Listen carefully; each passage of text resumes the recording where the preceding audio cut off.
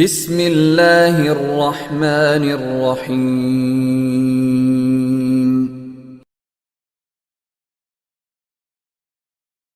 Oral health, അതായത് പല്ലിന്റെ ആരോഗ്യം, അതും ഇസ്ലാമുമായിട്ട് കണക്ട് ചെയ്തിട്ടുള്ള ഒരു പ്രസന്റേഷൻ ആണ് ഞാൻ ഇന്ന് ഉണ്ടാക്കിയിരിക്കുന്നത്. അതിൻ്റെ അകത്ത് ഞാൻ മെയിൻ ആയിട്ട് ഫോക്കസ് ചെയ്യുന്നത് എനിക്ക് വരുന്ന പേഷ്യൻസ്, അവരിൽ നിന്ന് കിട്ടുന്ന ഏറ്റവും അധികമുള്ള കോമൺ ആയിട്ടുള്ള ഡെന്റൽ പ്രോബ്ലംസ്, കംപ്ലൈൻസ് ഒക്കെ കൂടി കോർത്തിണക്കിയ ഒരു പ്രസന്റേഷൻ ആണ് ഞാൻ ഇന്ന് ചെയ്യാൻ ഉദ്ദേശിക്കുന്നത്. ആദ്യം തന്നെ നമ്മൾ കോമൺ ഡെന്റൽ പ്രോബ്ലംസ് എടുത്തു കഴിഞ്ഞാൽ ഏറ്റവും അധികം ആൾക്കാർ വരുന്നത് തീർച്ചയായിട്ടും പല്ല് വേദന കാരണം കൊണ്ട് തന്നെയാണ് ഏറ്റവും അധികം വരുന്നത്. അതിനുശേഷം സെൻസിറ്റിവിറ്റി, പല്ലില് പുളിപ്പ്, അതായത് ഈ തണുപ്പ്, മധുരം കഴിക്കുമ്പോൾ, തണുപ്പുള്ള ആഹാരം കഴിക്കുമ്പോൾ ഒക്കെ ഉണ്ടാകുന്ന സെൻസിറ്റിവിറ്റി അല്ലെങ്കിൽ പുളിപ്പ്. അതേപോലെ തന്നെ മോണയിൽ നിന്നുള്ള ബ്ലഡ്, ബ്ലീഡിങ് ഗംസ്.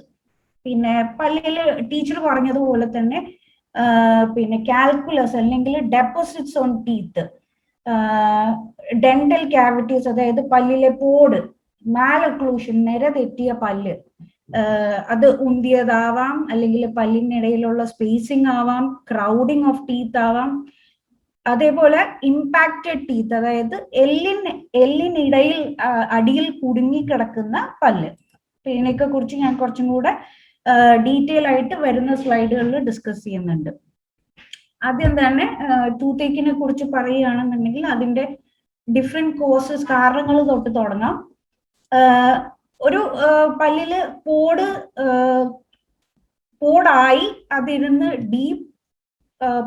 കുറച്ച് ഡീപ്പായി പോയതിനു ശേഷം വരുന്നതാണ് പൾപ്പൈറ്റിസ് അല്ലെങ്കിൽ ഇൻഫെക്ഷൻ.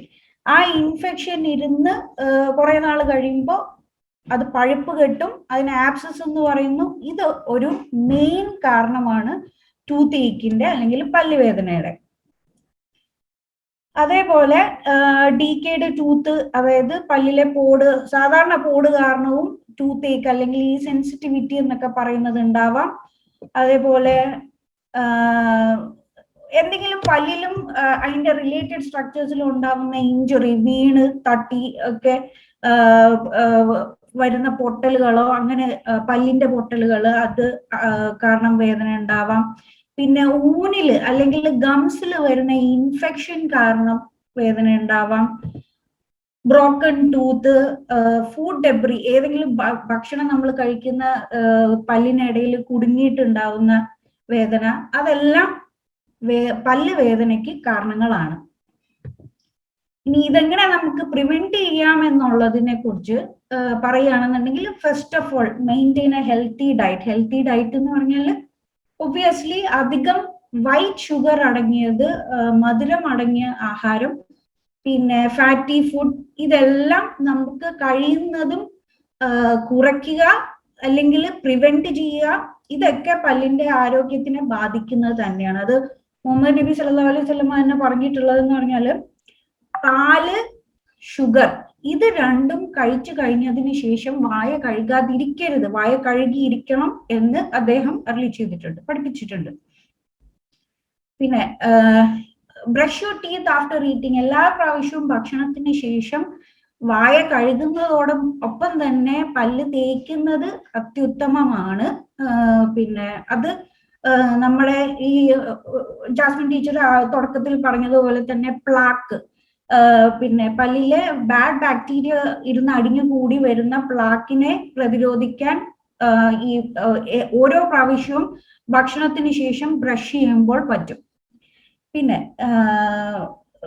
അതിനെപ്പോഴും നമ്മൾ യൂസ് ചെയ്യേണ്ടത് ഒരു സോഫ്റ്റ് ടൂത്ത് ബ്രഷ് ആയിരിക്കണം, ഫ്ലൂറൈഡ് അടങ്ങിയ ടൂത്ത് പേസ്റ്റ് ആയിരിക്കണം. പിന്നെ അതോടൊപ്പം തന്നെ ഫ്ലോസിങ്, അതായത് രണ്ട് പല്ലിനിടയിൽ പെട്ട ഭക്ഷണ പദാർത്ഥങ്ങൾ റിമൂവ് ചെയ്യണമെന്നുണ്ടെങ്കിൽ തീർച്ചയായിട്ടും ഫ്ലോസിങ് കൊണ്ടേ സാധിക്കുകയുള്ളൂ. അതിനോടൊപ്പം തന്നെ ഒരു ആന്റിസെപ്റ്റിക് മൗത്ത് വാഷ്. ഇതെല്ലാം ഞാൻ ഡീറ്റെയിൽ ആയിട്ട് ഇനി വരുന്ന സ്ലൈഡുകളിൽ ഒന്നും കൂടി കാണിക്കുന്നുണ്ട്.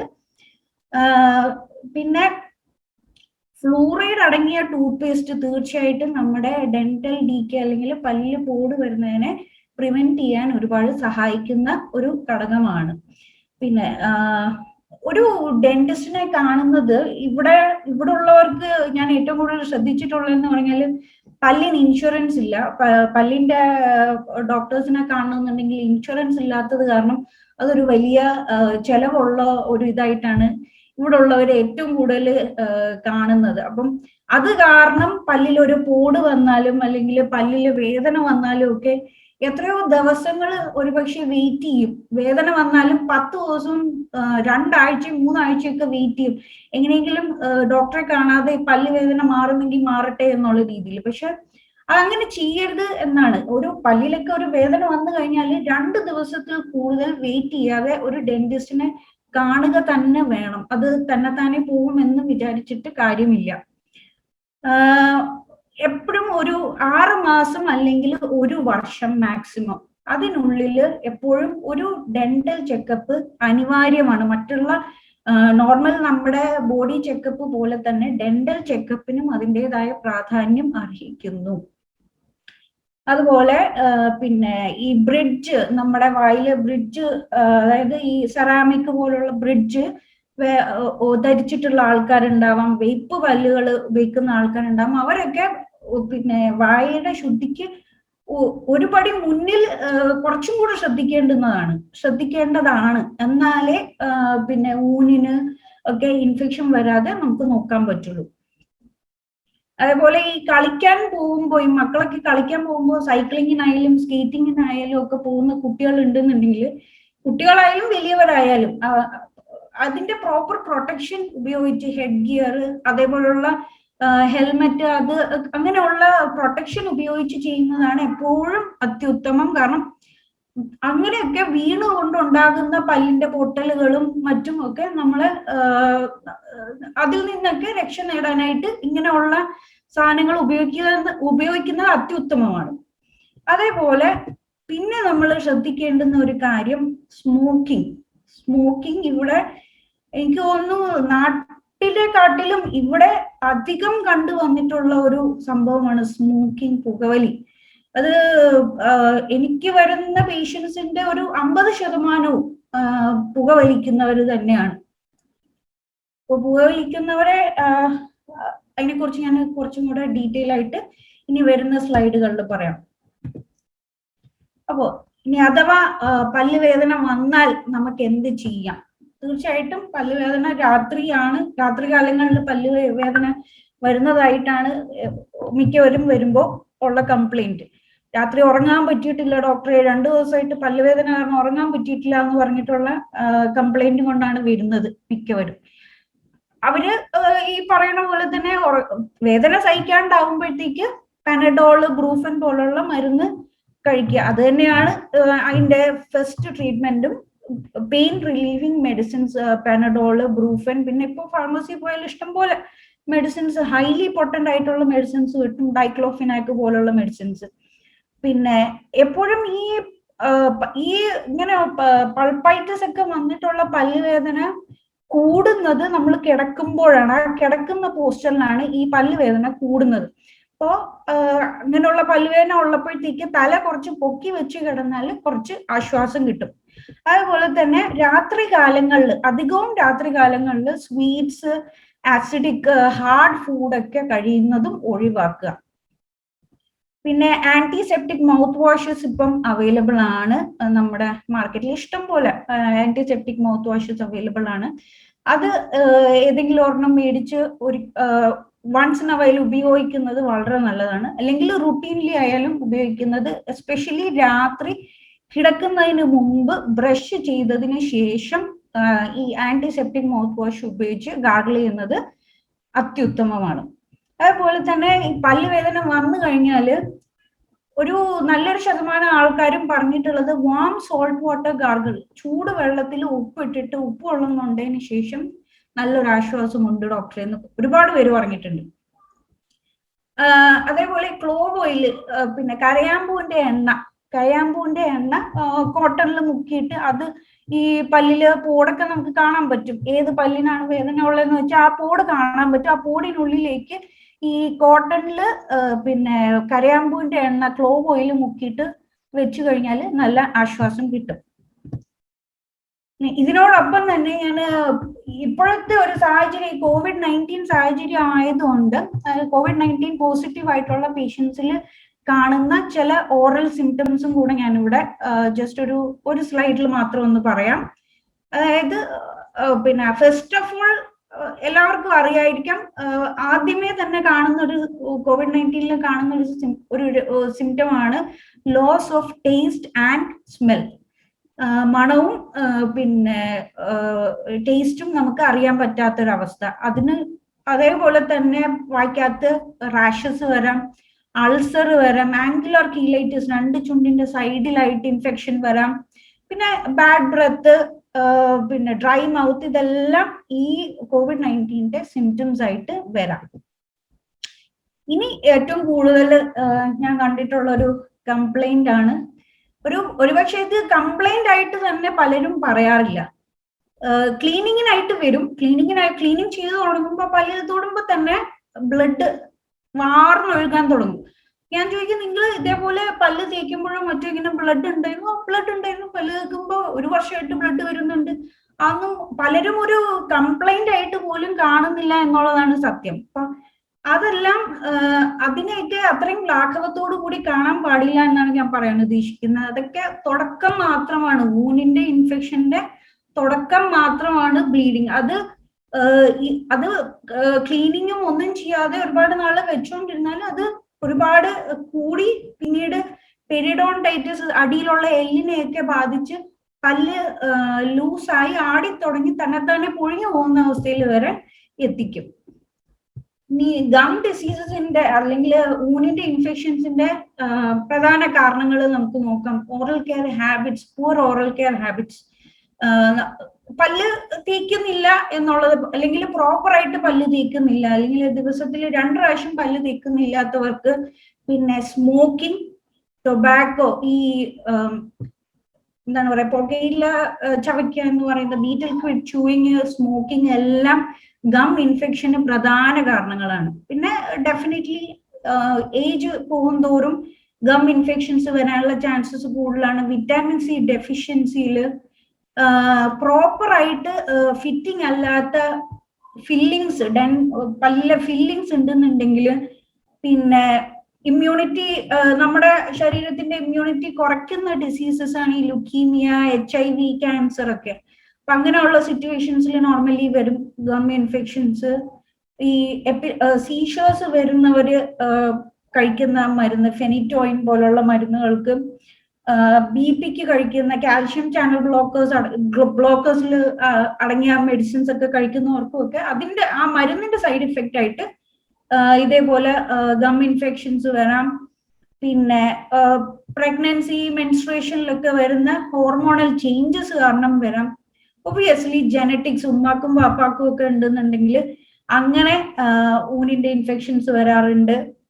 Then certain viral and fungal ഇൻഫെക്ഷൻസിലും ഈ ഗം അല്ലെങ്കിൽ ജിഞ്ചിവൈറ്റിസ് വരാറുണ്ട്.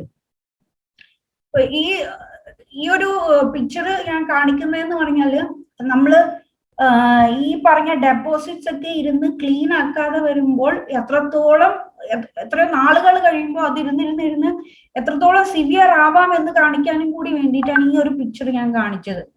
അതുപോലെ തന്നെ ഗം ഇൻഫെക്ഷൻ എന്ന് പറഞ്ഞാൽ അപ്പോ ഒരു ബ്ലീഡിങ് ഗംസ് കൊണ്ട് സ്റ്റാർട്ട് ചെയ്ത് അത് താഴോട്ടുള്ള എല്ലിനെ ബാധിച്ച് എല്ല് ദ്രവിച്ചു പോകാൻ തുടങ്ങും. എല്ല് വെയർ ഓഫ് ചെയ്ത് കഴിഞ്ഞാല് ഈ പല്ലിനെ സപ്പോർട്ട് ചെയ്യുന്ന സ്ട്രക്ചേഴ്സ് ആണ് എല്ലും ഊനും എല്ലാം. അതെല്ലാം ദ്രവിച്ചു പോയി തുടങ്ങിക്കഴിഞ്ഞാൽ എല്ലിരുന്ന് പല്ല് ലൂസായി തന്നെത്താനെ ഇളകി പോകുന്ന അവസ്ഥയിലോട്ട് ചെന്നെത്തിക്കും. പിന്നെ ഇതിന്റെ ഡെപ്പോസിറ്റ്സ് വന്നു കഴിഞ്ഞാൽ അതിന്റെ ട്രീറ്റ്മെന്റ് തീർച്ചയായിട്ടും ക്ലീനിങ് ഓഫ് ടീത്ത് തന്നെയാണ്. ഇത് ഈ ഒരു പിക്ചർ ഇത് എൻ്റെ ഒരു പേഷ്യന്റ് തന്നെയാണ്. ഈ കുട്ടി ഫിലിപ്പീനോ ആണ്. ആ കുട്ടിക്ക് 22 വയസ്സേ ഉള്ളൂ. ഈ പെൺകുട്ടിക്ക്, ചെറിയ പെൺകുട്ടി, അവൾക്ക് വന്നിട്ട് വായ തുറന്ന് എന്നെ കാണിക്കാൻ തന്നെ ഭയങ്കര അപകർഷതാബോധമായിരുന്നു, കാണിക്കാൻ ഒരു മടിയായിരുന്നു. ഞാൻ പറഞ്ഞു സാരില്ല, ഞാൻ പിടിച്ചു നോക്കിക്കോട്ടെ എന്ന് പെർമിഷൻ ചോദിച്ച് ഞാൻ നോക്കിയപ്പോൾ കണ്ടത് ഇതാണ്. അവൾക്ക് വലിയ വിഷമമുണ്ട്, അത് കാണിക്കാൻ തന്നെ വിഷമമുണ്ട്. അപ്പൊ ഇത് ക്ലീനിങ്ങിന് തൊട്ട് മുമ്പുള്ള പിക്ചറാണ്.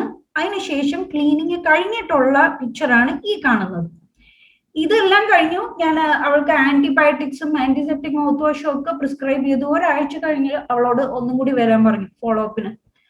ആ ഫോളോ അപ്പിന് കിട്ടിയ പിക്ചറാണിത്. എന്ത് വ്യത്യാസമുണ്ടെന്ന് നമുക്ക് കാണാൻ കഴിയും ഇതിൻ്റെ അകത്ത്.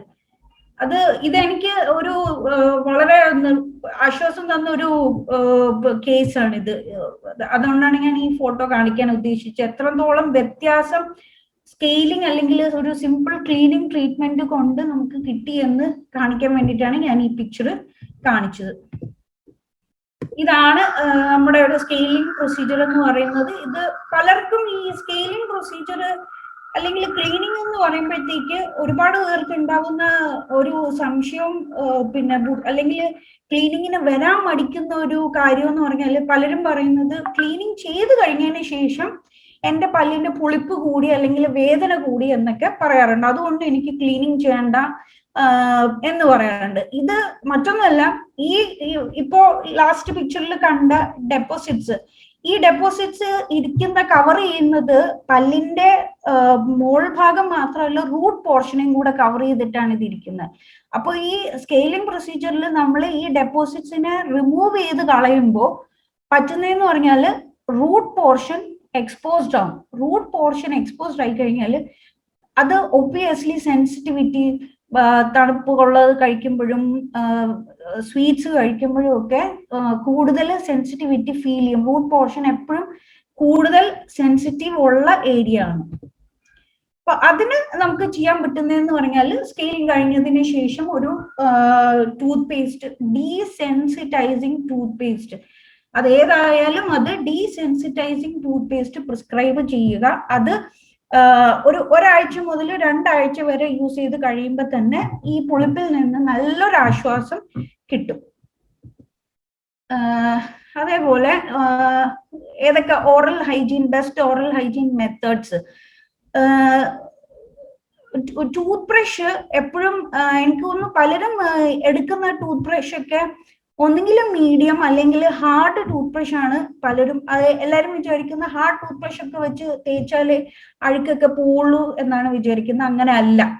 അത് ഹാർഡ് ടൂത്ത് ബ്രഷ് വെച്ച് തേക്കുമ്പോഴത്തേക്ക് പറ്റുന്നതെന്ന് പറഞ്ഞാല് ഈ ഊന് അല്ലെങ്കിൽ നമ്മുടെ ഗംസിനെ അത് അഫക്ട് ചെയ്തിട്ട് ഗംസ് മുകളിലേക്ക് കയറി പോവാൻ, പല്ലിൽ നിന്ന് വിട്ടുപോകാൻ തുടങ്ങും.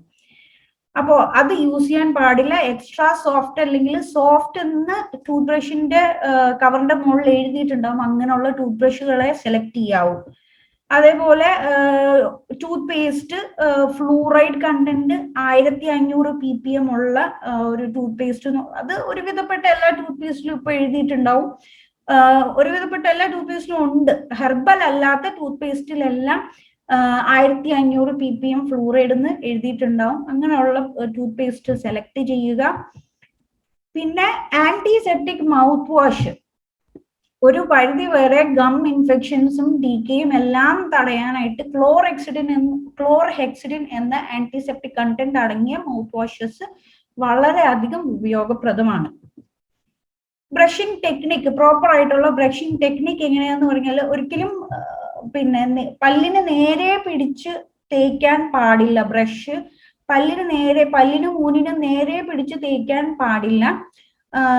ചരിച്ചു പിടിച്ച് 45 ഡിഗ്രി ആംഗിളിൽ ചരിച്ചു പിടിച്ച് ഊനിൽ നിന്ന് താഴേക്ക്, മുകളത്തെ പല്ലാണെങ്കിൽ ഊനിൽ നിന്ന് താഴേക്കും, താഴത്തെ പല്ലാണെന്നുണ്ടെങ്കിൽ ഊനിൽ നിന്ന് മുകളിലേക്കും ഉള്ള ഡയറക്ഷൻ മാത്രമേ യൂസ് ചെയ്യാൻ പാടുള്ളൂ, അല്ലെങ്കിൽ സർക്കുലർ മോഷൻ.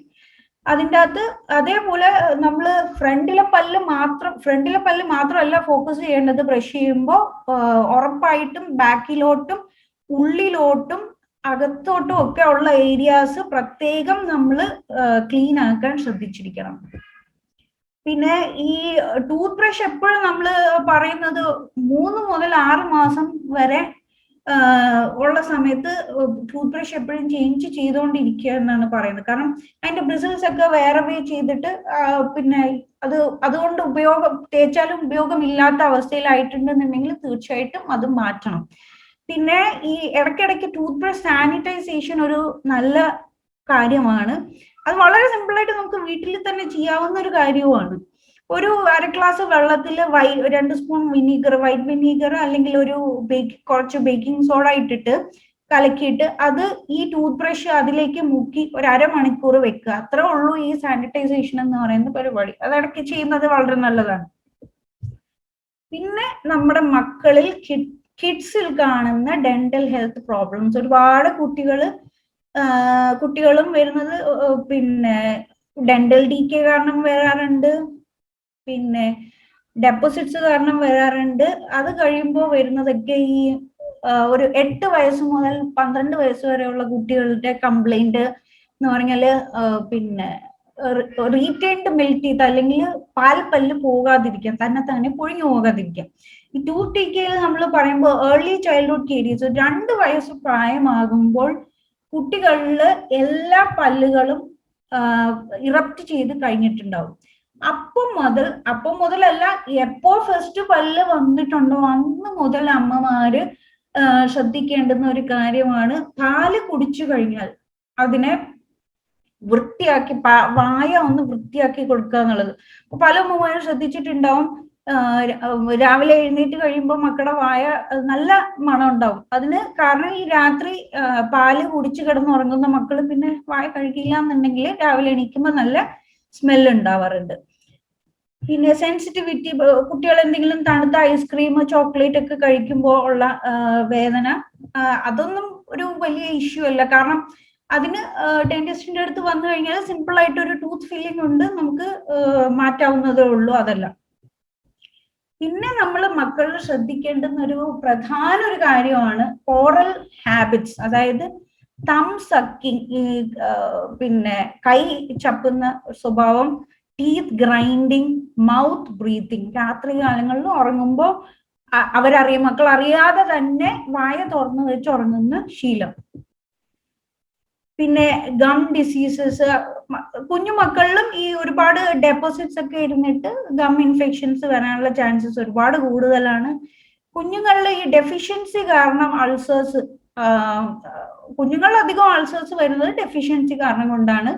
അതേപോലെ റീറ്റെയിൻഡ് മിൽക്ക് ടീത്ത്, അതായത് ഈ പിന്നെ പാൽപ്പല്ല് അതിന്റെ 6 വയസ്സ് തുടങ്ങിയുള്ള സമയത്ത് പാൽപ്പല്ലുകളെല്ലാം പൊഴിഞ്ഞു പോയി തുടങ്ങും. അത് പൊഴിയാതെ അങ്ങനെ തന്നെ നിന്നാലും ചിലപ്പോ പെർമനന്റ് ടൂത്ത് വേറൊരു അതിന്റെ ബാക്കിലേക്ക് താനെ ഇറപ്റ്റ് ചെയ്ത് വരും. അങ്ങനെയുള്ള അവസ്ഥയിൽ ഈ പാൽപ്പല്ലുകൾ താനെ പൊഴിഞ്ഞു പോകാത്ത അവസ്ഥയിൽ ഒരു ഡോക്ടറെ അടുത്ത് പോയി അത് എടുത്തു കൊടുക്കുക തന്നെ വേണം. കാരണം അത് എടുത്തു കൊടുത്തില്ല എന്നുണ്ടെങ്കിൽ പിന്നീട് വരുന്ന നമ്മുടെ പെർമനന്റ് പല്ല് നിര തെറ്റി അങ്ങോട്ടും ഇങ്ങോട്ടും ഒക്കെ പോയിട്ടായിരിക്കും വരുന്നത്. അതുകൊണ്ട് ഉറപ്പായിട്ടും ഈ പിന്നെ റീറ്റെയിൻഡ് മിൽക്ക് ടീത്ത് ഒരു ഡെന്റിസ്റ്റിന്റെ അടുത്ത് പോയി അത് എടുത്തു കൊടുക്കുക തന്നെ വേണം. എങ്ങനെ നമ്മുടെ മക്കളുടെ ഓറൽ ഹൈജീൻ, പല്ല് വൃത്തിയാക്കാം, പല്ലും വായും എങ്ങനെ വൃത്തിയാക്കാം എന്നുള്ളതിനെ കുറിച്ച് ഇനി അടുത്തത്. എപ്പോഴും ഒരു 2 വയസ്സ് തുടങ്ങി ബ്രഷിങ് ഉറപ്പാക്കുക. ബ്രഷിങ് നിർബന്ധമായിട്ടും 2 വയസ്സ് അല്ലെങ്കിൽ 1.5 വയസ്സൊക്കെ ആകുമ്പോഴത്തേക്കും ഒരുവിധം ഒരു 8-10 പല്ലൊക്കെ വന്നു കഴിയുമ്പോൾ ഉറപ്പായിട്ടും കുട്ടികളെ ഒരു ചെറിയ ടൂത്ത് ബ്രഷ് മേടിച്ച്, അല്ലെങ്കിൽ ഇപ്പോ ഫിംഗർ ബ്രഷ് എന്നൊക്കെ പറഞ്ഞ് മേടിക്കാൻ കിട്ടും, അത് ഉപയോഗിച്ചെങ്കിലും പാരന്റ്സിന് ചെറുപ്രായത്തിൽ മക്കൾക്ക് അറിയില്ല. അപ്പം പാരന്റ്സ് ആരെങ്കിലും ഹെൽപ്പ് ചെയ്ത് കൊടുത്ത് അവരുടെ പല്ല് ക്ലീൻ ആക്കണം. ഈ ഇലക്ട്രോണിക് ടൂത്ത് ബ്രഷ് പോലുള്ളത് കുഞ്ഞു മക്കളിൽ തീർച്ചയായിട്ടും ഒരു നല്ലൊരു ഐഡിയ തന്നെയാണ്. കാരണം അവർക്കറിയില്ല, ഇപ്പം പല മക്കളും ബ്രഷ് ചെയ്യുന്നത് ചിലപ്പോൾ പേസ്റ്റ് തിന്നാൻ വേണ്ടിയിട്ടായിരിക്കും. ആ പേസ്റ്റ് തിന്നിട്ട് വരുന്നതല്ലാതെ അവർ പ്രോപ്പർ ആയിട്ട് ക്ലീൻ ആയിട്ട് ബ്രഷ് ചെയ്യാറില്ല. അപ്പൊ അങ്ങനെയുള്ള മക്കളിലൊക്കെ ഈ ഇലക്ട്രോണിക് ടൂത്ത് ബ്രഷ് ഒക്കെ മേടിച്ചു കൊടുക്കുന്നത് കൊണ്ട് തെറ്റൊന്നുമില്ല. അമ്മമാർക്കും അച്ഛന്മാർക്കും അവരെ ബ്രഷ് ചെയ്യുന്നതിൽ സഹായിക്കാൻ പറ്റിയില്ല എന്നുണ്ടെങ്കിൽ ഈ ടൂത്ത് ബ്രഷ് ജസ്റ്റ് ഒന്ന് പിടിച്ചു കൊടുത്താൽ മതി, അത് അതിന്റെ വർക്ക് ചെയ്തോളൂ.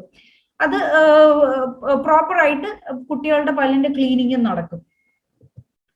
പിന്നെ ഈ ഏർലി ചൈൽഡ്ഹുഡ് കീരീസ് എന്നൊക്കെ പറയുന്ന പോലുള്ള വരുമ്പോഴത്തേക്ക് ഫ്രണ്ടിലുള്ള 5-6 പല്ലിനെ ആണ് അത് യൂഷ്വലി അഫക്ട് ചെയ്യുന്നത്. അത് അത്രയും ആ 6 പല്ല് കറുത്ത് ഡീക്കേഡ് ആയിട്ട് ഇരിക്കുമ്പോൾ ഒരുപാട് ഡീപ്പ് ആവാതെ ഡോക്ടറെ അടുത്ത് പോയി കഴിഞ്ഞാൽ ഫ്ലൂറൈഡ് ജെൽ ആപ്ലിക്കേഷൻ എന്ന് പറയുന്ന ഒരു ഇത് ട്രീറ്റ്മെന്റ് ചെയ്ത് കഴിഞ്ഞാൽ അത് അങ്ങനെയുള്ള പല്ലുകളിലെ കൂടുകൾ അധികം ഡീപ്പായി പിന്നീട് വേദന ആവുന്നതിൽ നിന്നൊക്കെ നമുക്ക് തടയാൻ കഴിയും.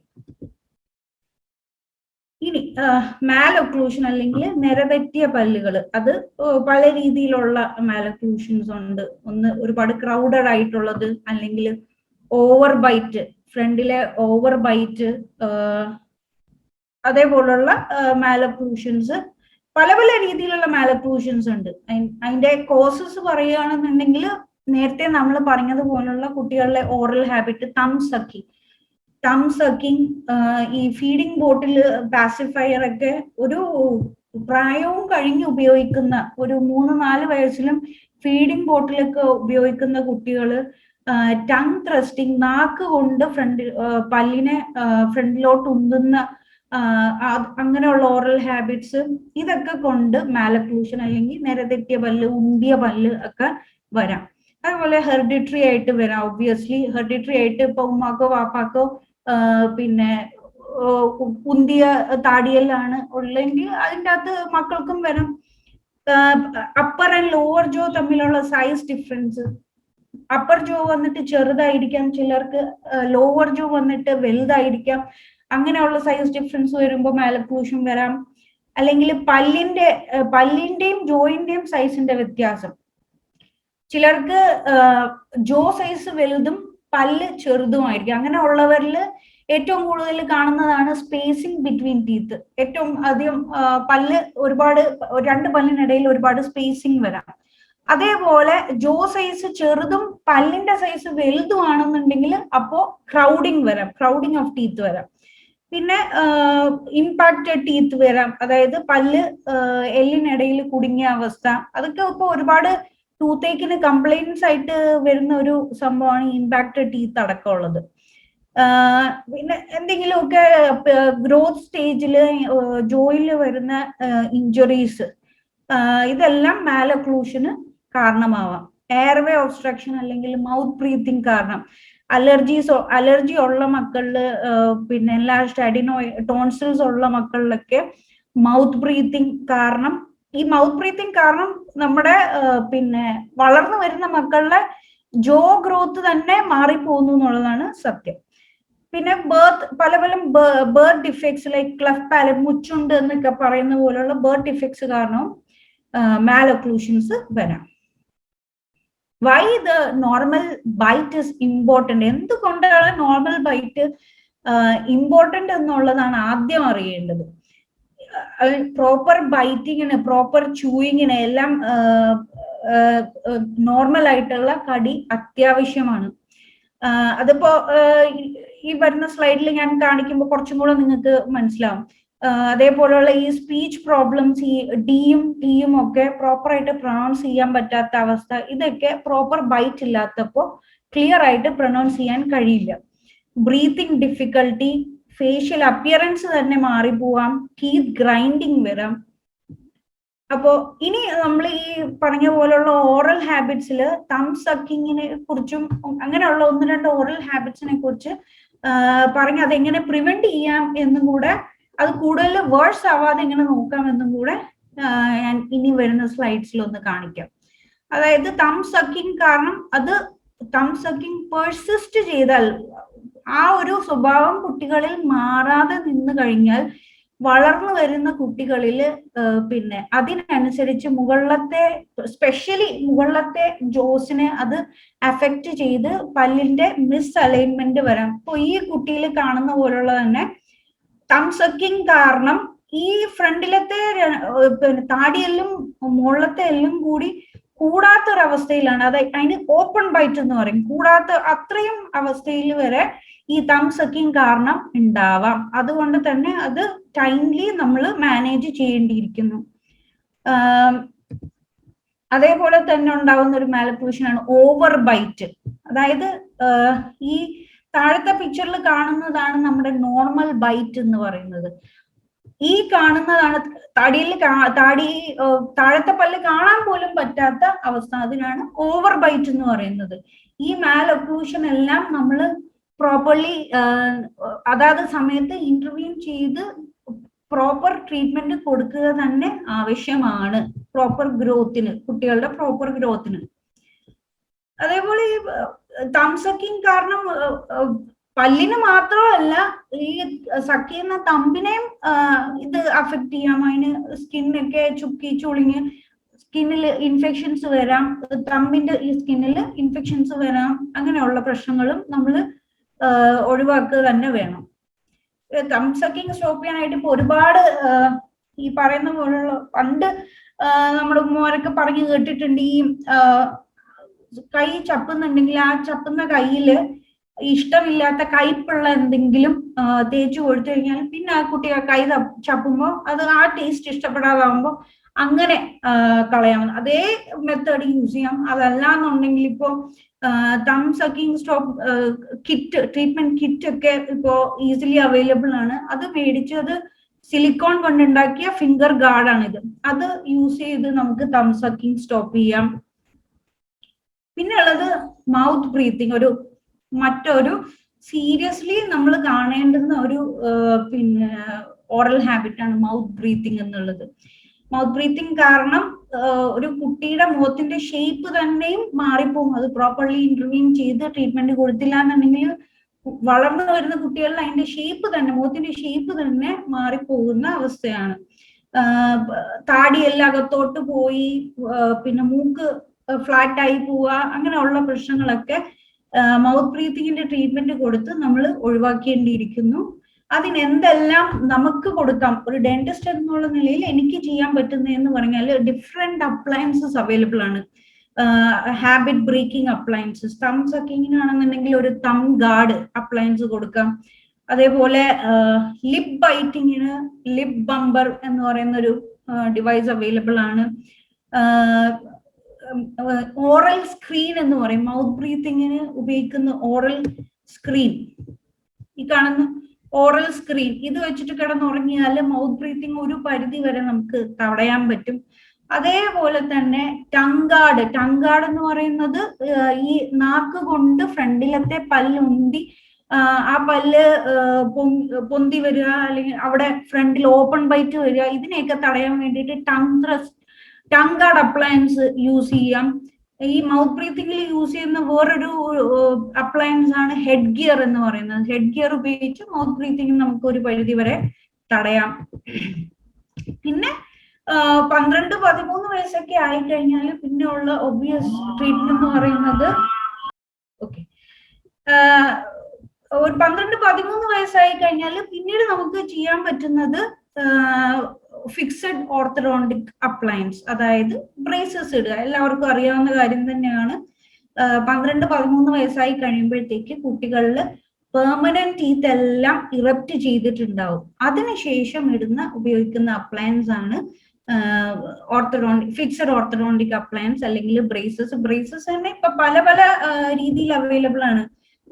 സ്റ്റെയിൻലെസ് സ്റ്റീൽ ബ്രേസസ് ഇടുന്നത് അഗ്ലി ആയിട്ട് തോന്നുന്നവർക്ക് സെറാമിക് ബ്രേസസ് അവൈലബിൾ ആണ്. അതേപോലെ ഇൻവിസലൈൻ എന്ന് പറയുന്ന ഒരു നൂതന ട്രീറ്റ്മെന്റും ഇപ്പോ ഈ നിരതെറ്റിയ പല്ലുകളെ ചികിത്സിക്കാൻ നമുക്ക് അവൈലബിൾ ആണ്.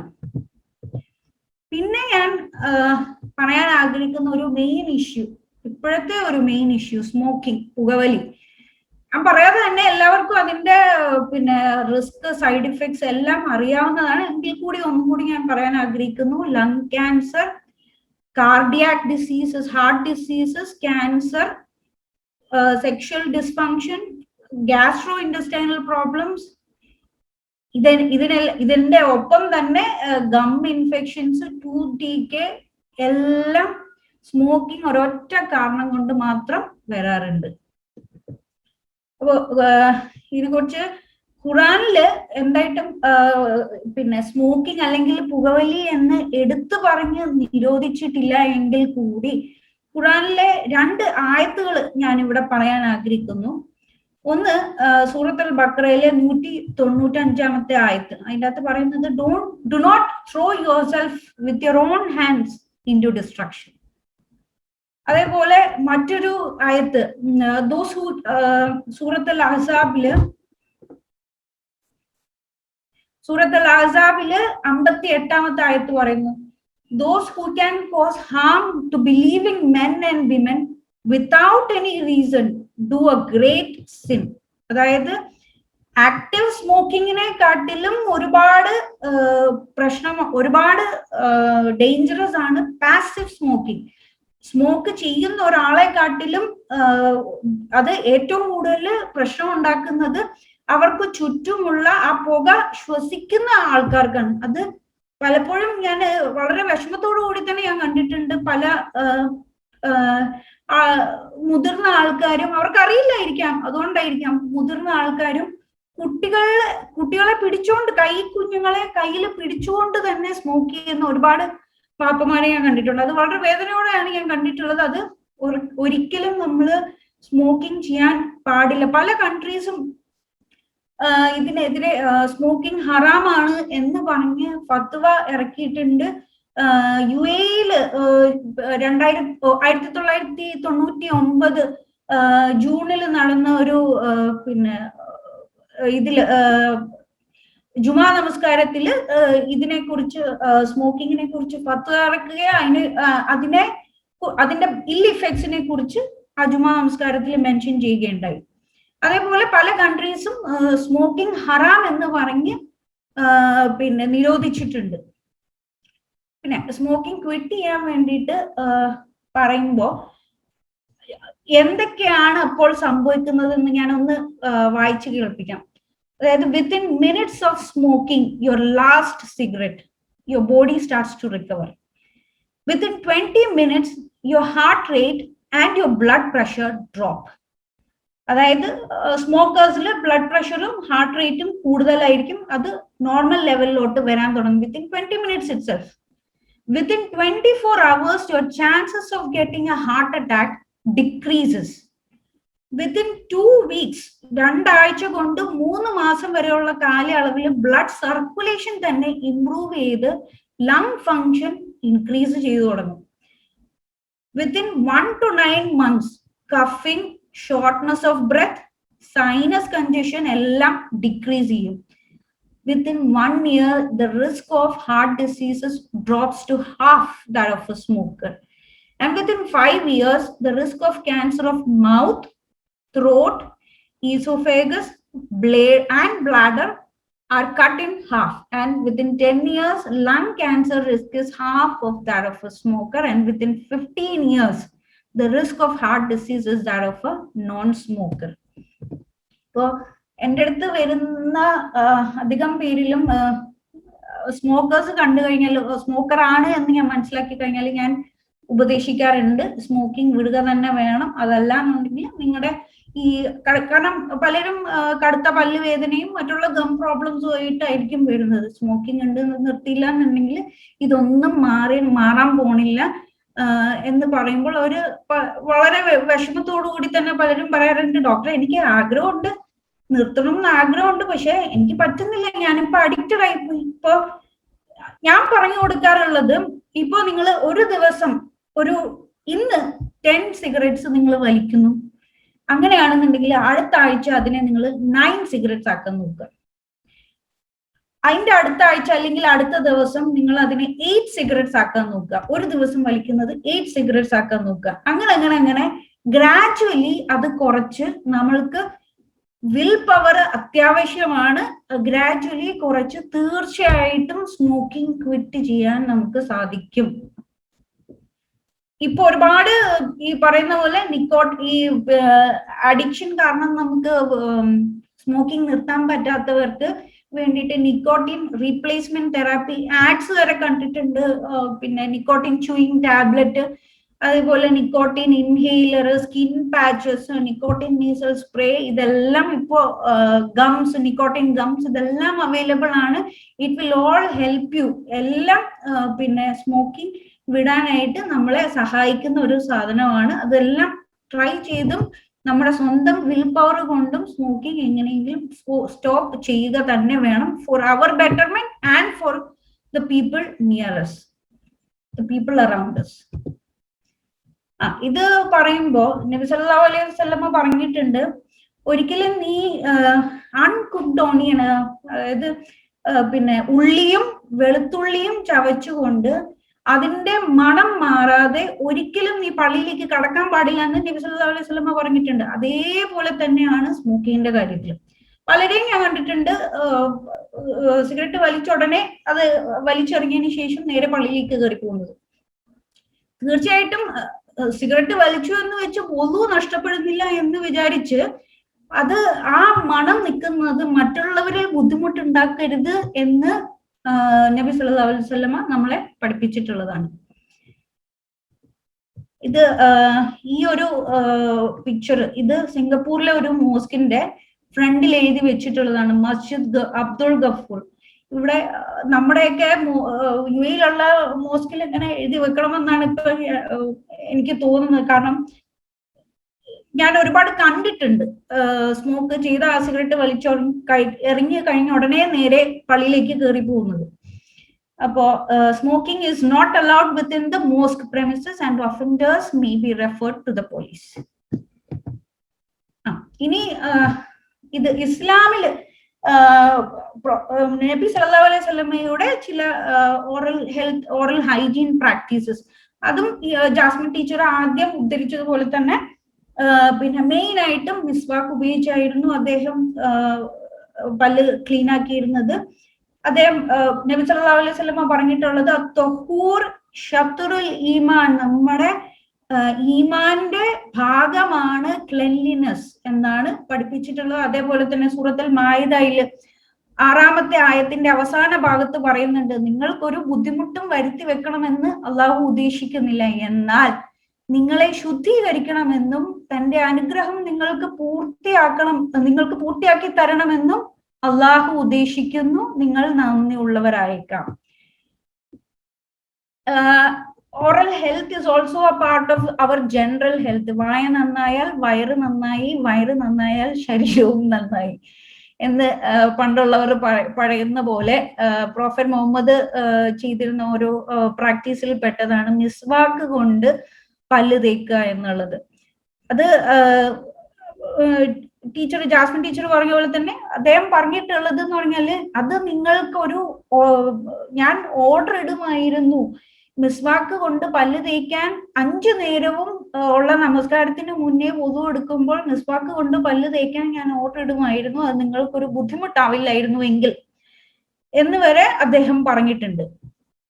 പിന്നെ ഈ മിസ്വാക്ക് ഉപയോഗിക്കുന്ന ഓരോരോ ഹദീസുകളിലും അത് എപ്പോ ഉപയോഗിക്കുന്നു, അതിന്റെ ഉപയോഗിക്കുന്ന രീതി, അത് മിസ്വാക്ക് ഉപയോഗിക്കുമ്പോഴുള്ള ഗുണങ്ങള് എല്ലാം എംഫസൈസ് ചെയ്ത് പറയുന്നുണ്ട്. ഇപ്പോ ഒരു നമസ്കാരത്തിന് മുമ്പ് നമ്മൾ മിസ്വാക്ക് ചെയ്ത് പല്ല് ക്ലീൻ ആക്കിയാൽ അതിന് 70% അധികം കൂലിയുണ്ട് എന്ന് പറഞ്ഞിട്ടുണ്ട്. അതേപോലെ ഈ മിസ്വാക്കിന്റെ ശരിക്കുള്ള ഗുണങ്ങൾ നമ്മൾ ശ്രദ്ധിച്ചു കഴിഞ്ഞാൽ ഒരുപാട്, അത് വേദന സംഹാരി വരെ ആണ് മിസ്വാക്ക് എന്ന് പറയുന്ന ഈ ഒരു ചെറിയ തണ്ട്. അതേപോലെ നമ്മുടെ പല്ലിലുള്ള ബാഡ് ഓർഡേഴ്സ്, പ്ലാക്ക് ഡെവലപ്പ് ചെയ്യുന്നതിന് ഒഴിവാക്കാം. അനാൽജസിക്, അതായത് പെയിൻ കില്ലർ ആണ്. ആന്റി ഇൻഫ്ലമേറ്ററി, നീര് വരാതിരിക്കാനും ഈ ഊനിലൊക്കെ ഉള്ള നീര് വരാതിരിക്കാനും മിസ്വാക്ക് കൊണ്ട് പല്ല് തേക്കുന്നത് വളരെ വളരെ സഹായകമായിരിക്കും. അതുപോലെ നബി സല്ലല്ലാഹു അലൈഹി വസല്ലമ വായ കഴുകിയിരുന്നപ്പോ ഒരു 3 പ്രാവശ്യം വായ കഴുകുമായിരുന്നു എന്ന് പറഞ്ഞു കേട്ടിട്ടുണ്ട്. വായ കഴുകുന്നത് ഒരു പ്രാവശ്യം മാത്രമല്ല, കഴുകുമ്പോൾ 3 പ്രാവശ്യം കഴുകുമായിരുന്നു. ആഫ്റ്റർ എവ്രി മീൽ, ഓരോ നേരത്തെയും ഭക്ഷണത്തിന് ശേഷം വായ കഴുകുമായിരുന്നു. അതേപോലെ അദ്ദേഹം പ്രത്യേകം അരുളി ചെയ്തിട്ടുള്ളതാണ്, പാല് പഞ്ചസാര അടങ്ങിയ ഭക്ഷണം കഴിച്ചു കഴിഞ്ഞാൽ ഉടനെ വായ കഴുകണം എന്നുള്ളത്. അത് കുറെ നേരം ഇരുന്ന് കഴിഞ്ഞാൽ ഡെന്റൽ കീരീസ് അല്ലെങ്കിൽ പല്ലിലെ പോടും ബാഡ് ബ്രത്തും അടക്കമുള്ള സംഭവങ്ങൾ ഒഴിവാക്കാൻ വേണ്ടിയിട്ട് പാല് പഞ്ചസാര അടങ്ങിയ ഭക്ഷണം കഴിക്കുമ്പോൾ തീർച്ചയായിട്ടും കഴിച്ചു കഴിഞ്ഞതിന് ശേഷം വായ കഴുകണം. അത് ഈ കുട്ടികളുടെ ചെറിയ മക്കളുടെ പല്ല് വൃത്തിയാക്കുന്ന കാര്യം പറഞ്ഞല്ലോ, അതിൻ്റെ അകത്ത് അവർക്ക് എന്തായാലും പാല് നമുക്ക് കൊടുക്കാതിരിക്കാൻ പറ്റില്ല. അപ്പം ഈ രാത്രി കാലങ്ങളിൽ അടക്കം പാല് കൊടുത്തു കഴിഞ്ഞിട്ട് കുട്ടികൾ ഉറങ്ങിപ്പോകുമ്പോൾ ഉമ്മമാർക്ക് ചെയ്യാൻ പറ്റുന്ന ഒരു മെത്തേഡാണ് ചെറിയ നൈസ് കോട്ടൺ ക്ലോത്ത് കൊണ്ടിട്ട് ചെറിയ ചൂടുവെള്ളത്തിൽ മുക്കി കൈവിരൽ കൊണ്ട് തന്നെ അവരുടെ കുഞ്ഞിപ്പല്ലുകൾ തേച്ച് വൃത്തിയാക്കി കൊടുക്കുന്നത് വളരെ സഹായകരമായിരിക്കും. ഡെന്റൽ ഡീക്ക് ഒന്നും വരാതെ സൂക്ഷിക്കാനായിട്ട് അതൊക്കെ വളരെ സഹായകരമായിരിക്കും.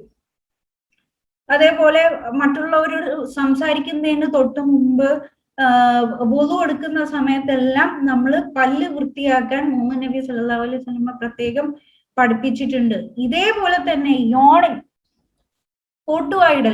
കോട്ടുവായിടലിന് അദ്ദേഹം പറഞ്ഞിട്ടുണ്ട്, വായ പൊത്തിക്കൊണ്ട് ഔദു ബില്ലാഹി മിനശ് ശൈത്താനിർ റജീം പറഞ്ഞുകൊണ്ട് വായ പൊത്തിക്കൊണ്ട് വേണം കോട്ടുവായിടാൻ. അത് മാത്രമല്ല അത് മാക്സിമം കൺട്രോൾ ചെയ്യാനും കോട്ടുവായിടാതെ കൺട്രോൾ ചെയ്യാനും നബി സല്ലല്ലാഹു അലൈഹി വസല്ലം പഠിപ്പിച്ചിട്ടുണ്ട്.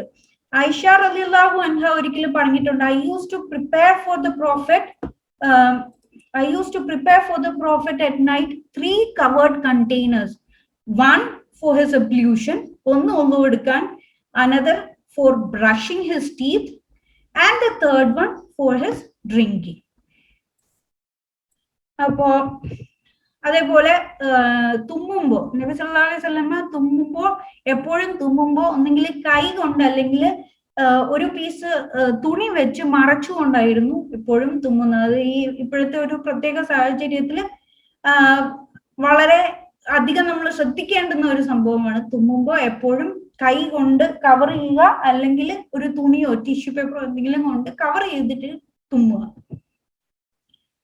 Muslims all over the world are encouraged to brush minimum 5 times a day before every prayer. കാരണം ഈ പറഞ്ഞ പോലെ തന്നെ മിസ്വാക്ക് ഉപയോഗിച്ചാണെന്നുണ്ടെങ്കിൽ 70% കൂടുതൽ കൂലി കിട്ടുമെന്നാണ് പറയപ്പെടുന്നത്. അതേപോലെ ഡെന്റൽ ഫ്ലോസിംഗ് ചെയ്യാനും മുസ്ലിംസിനെ എൻകറേജ് ചെയ്യുന്നു. മുസ്ലിംസ് എനിക്ക് തോന്നുന്നു ഏക മതസ്ഥര് മുസ്ലിംസ് മാത്രമാണ് ഒരു ദിവസം മിനിമം 15 പ്രാവശ്യമെങ്കിലും ശരിക്കും പറഞ്ഞാൽ വായ വെള്ളം കൊണ്ടെങ്കിലും കഴുകുന്നത്. അവസാനമായി ഞാൻ ഈ പറഞ്ഞതുപോലെ if it were not that it would be difficult on my nation, then I would have ordered them to use the siwak or miswak for each prayer. പറഞ്ഞുകൊണ്ട് ഞാൻ ഈ പ്രസന്റേഷൻ അവസാനിപ്പിക്കാൻ ആഗ്രഹിക്കുന്നു. ഇനി ആർക്കെങ്കിലും എന്തെങ്കിലും ചോദിക്കാനോ ഡൗട്ട്സ് എന്തെങ്കിലും ഉണ്ടെന്നുണ്ടെങ്കിൽ. Thank you very much, Dr. Shifa Salim, for that very comprehensive and very informative presentation and talk. We really enjoyed the presentation and we learned a lot of new things. ചോദ്യം ആർക്കെങ്കിലും ചോദ്യങ്ങൾ ഉണ്ടെങ്കിൽ ഒരു 10 minutes ചോദ്യോത്തരത്തിന് വേണ്ടിയിട്ട് നമ്മൾ time വെക്കുന്നുണ്ട്. But after 10 minutes, we will have to stop the session because it's time for Asr prayer.